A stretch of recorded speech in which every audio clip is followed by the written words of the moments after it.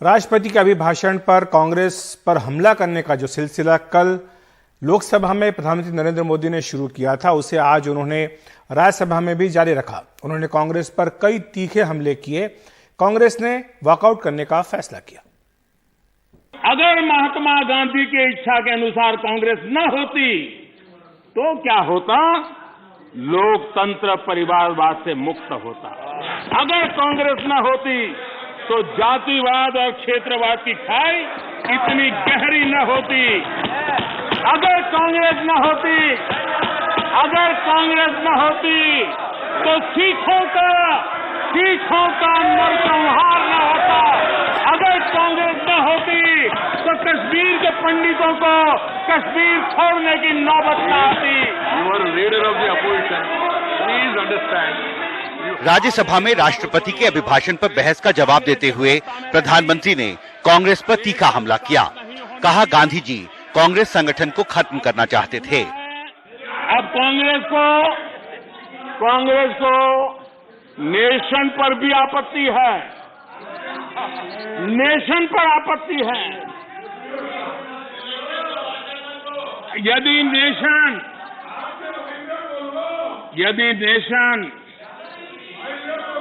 इसकी कल्पना गैर संवैधानिक है तो आपकी पार्टी का नाम इंडियन नेशनल कांग्रेस क्यों रखा गया?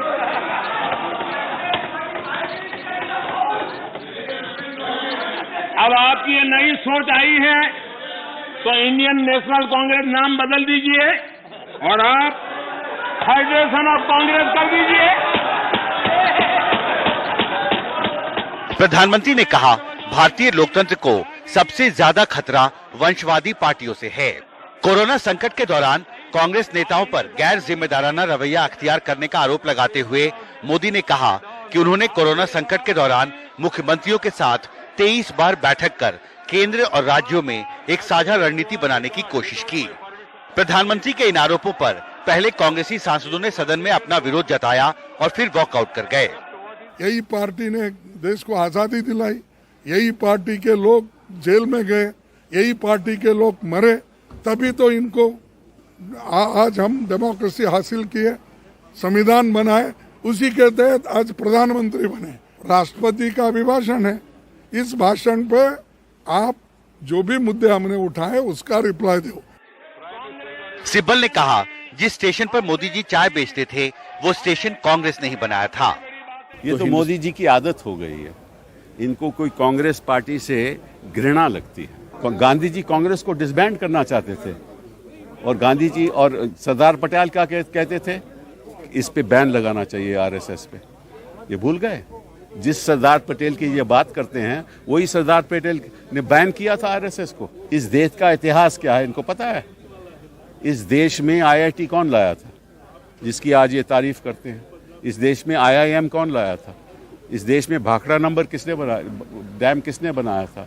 इस देश में भाभा एटॉमिक सेंटर किसने बनाया था? 5 राज्यों में होने वाले विधानसभा चुनावों से ठीक पहले जिस तरह से प्रधानमंत्री नरेंद्र मोदी ने कांग्रेस पर हमला बोला है, उससे सत्ता पक्ष और प्रमुख विपक्षी दल के बीच खाई एक बार फिर बड़ी होती दिख रही है, जिसका असर संसद के बजट सत्र के बचे हुए कार्यकाल पर पड़ सकता है।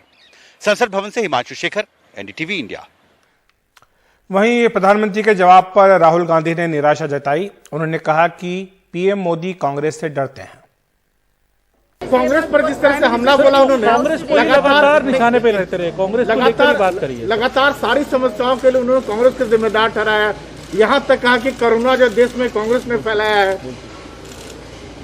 डरते हैं थोड़ा कांग्रेस से, थोड़ी घबराहट है, क्योंकि कांग्रेस सच्चाई बोलती है। उनका पूरा मार्केटिंग का धंधा है, उनके रिश्ते हैं, उनके मित्र हैं, तो झूठ फैलाया हुआ है, तो अंदर डर तो होगा। लेकिन वो दिखा, वो पार्लियामेंट में दिखा, मतलब पूरा का पूरा भाषण कांग्रेस के बारे में, कांग्रेस ने क्या नहीं किया, जवाहरलाल नेहरू, इनके बारे में। मगर बीजेपी ने जो किया, उनके जो वायदे थे, उनके बारे में तो प्रधानमंत्री ने कुछ बोला नहीं। एक तो कुछ ना कुछ तो है, डर तो है।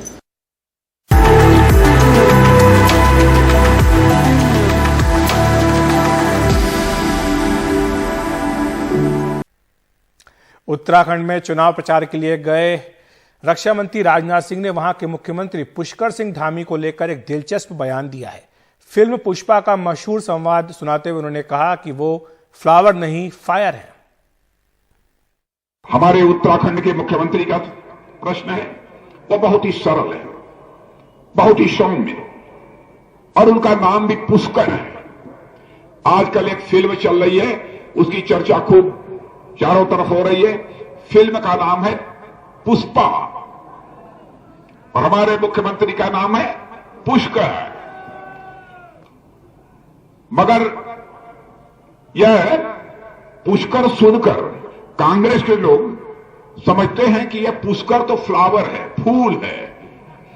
लेकिन मैं कांग्रेस के दोस्तों को बताना चाहता हूं, अपना पुष्कर फ्लावर भी है और अपना पुष्कर फायर भी है।